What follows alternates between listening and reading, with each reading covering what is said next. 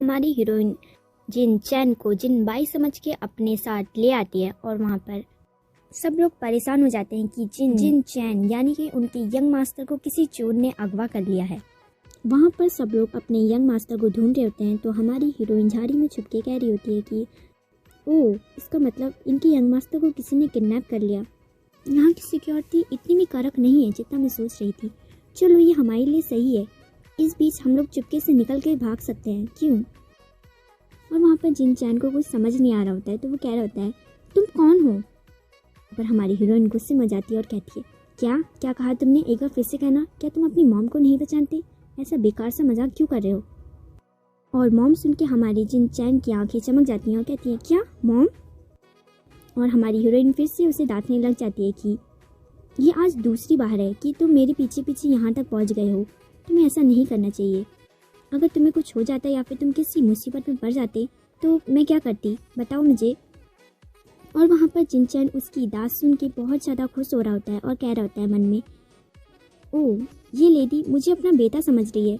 Oh my God, ये पहली बार है कि मॉम द्वारा मुझे डांटा जा रहा है। मुझे बहुत अच्छा लग रहा है। और वैसे भी ये लड़की बहुत ज़्यादा स्वीट है और सुंदर भी है, तो ये मेरी मॉम बन सकती है। कैसा रहेगा अगर मैं इसे अपने डैड से मिलाऊं तो? चलो ठीक है, जब तक ये मुझे अपना बेटा समझ रही है तो मुझे भी इसके बेटे होने की एक्टिंग कर लेनी चाहिए। और वहाँ पर वो एक्टिंग करते हुए कहता है कि मॉम, मैं बहुत थक चुका हूँ, अब मैं चल नहीं सकता, क्या आप मुझे उठा सकती हो? और हमारी हीरोइन भी उसे गले लगाते हुए कहती है कि हाँ ठीक है, मुझे पता है तुम बहुत ज़्यादा थक चुके होगे, मैं तुम्हें गोद में उठा लेती हूँ। और वो उसे प्यार से हक करती है।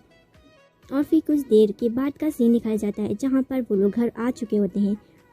और जिन चैन घर को देख के मन में सोचता है कि ओह, तो ये घर है। सच में ये बहुत छोटा घर है, इससे बड़ा तो हमारे घर का किचन है। और ऐसे करके इनडायरेक्टली वो हमारी हीरोइन की बेइज्जती कर रहा होता है। हाँ यार, उनका घर सच में बहुत ज़्यादा बड़ा है और वो अमीर भी है बहुत ज़्यादा ही। और हमारी हीरोइन जिन चैन से कह रही होती है कि जिन भाई, तुम यहाँ पे रुको, मुझे कुछ काम है, तो मैं जल्दी वापस आ जाऊँगी। तुम घर पे ही रुकना और कोई भी शैतानी मत करना। और जिन चैन भी उसकी बात मान जाता है। ओके मॉम, आप काम पे जाइए, मैं कोई भी शैतानी नहीं करूँगा। और हमारी हीरोइन बाहर चली जाती है और मन में सोच रही होती है कि ये बहुत ज़्यादा अजीब बात है, जिन भाई ने इतनी जल्दी मेरी बात मान ली, वरना वो तो हमेशा मेरे साथ आने की जिद करता रहता है। चलो मुझे क्या, अब जबकि वो सुधर रहा है तो अच्छी बात है ये। और दूसरी तरफ जिन चैन घर के अंदर यहाँ वहाँ देख रहा होता है घर को अच्छी तरीके से। और वहाँ पर टेबल पे उसे एक फ़ोटो मिलती है हमारी हीरोइन और जिन बाई की। और वो कहता है जिन बाई को देख के, ओह गॉड, ये लड़का तो बिल्कुल मेरी तरह दिखता है। तभी वो लेडी मुझ पे और अपने बेटे पे कंफ्यूज हो गई, ऐसा कैसे हो सकता है? और तभी दरवाज़ा खुलता है और जिन बाई भी घर आ जाता है और वो कहता है, जिया मैं घर आ गया। और दोनों भाइयों की नज़रें एक दूसरे से मिलती हैं और जिन बाई वहाँ पर थोड़ा घबरा जाता है और उसे देखकर कहता है, हे तुम कौन हो? तुम यहाँ क्या कर रहे हो, वो भी मेरे घर में? और तुम मेरी तरह क्यों दिख रहे हो? और वहाँ पर जिन चैन समझदारी के साथ उससे कहता है कि ये पॉसिबल नहीं है कि एक शक्ल के दो लोग हों इस दुनिया में। तो ऐसा हो सकता है कि हम लोग भाई हों। और जिन बाई भी उसके कंधे पे हाथ रखते हुए कहते हैं, हाँ मुझे भी बिल्कुल ऐसा ही लगता है कि हम लोग भाई होंगे।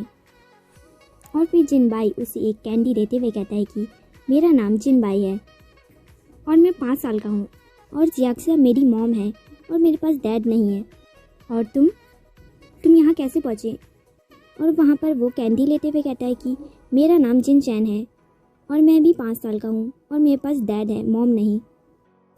और इसी के साथ जिन चैन उसको सब चीज़ बता देता है कि मैं कैसे आया और मैं कैसे तुम्हारी मॉम से मिला वगैरह वगैरह। और कुछ देर वो दोनों बातें करते हैं और कुछ देर बातें करने के बाद फैसला करते हैं कि क्यों ना हम लोग अपने मॉम डैड को मिला दें। कुछ देर तक वो दोनों भाई प्लानिंग करते हैं कि हम लोग अपने पेरेंट्स को कैसे मिलाएं।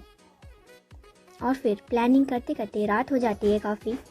और जिन चैन कहता है कि हाँ, अब बहुत देर हो चुकी है, मुझे अपने घर जाना चाहिए, सब लोग वहाँ पर चिंता कर रहे होंगे।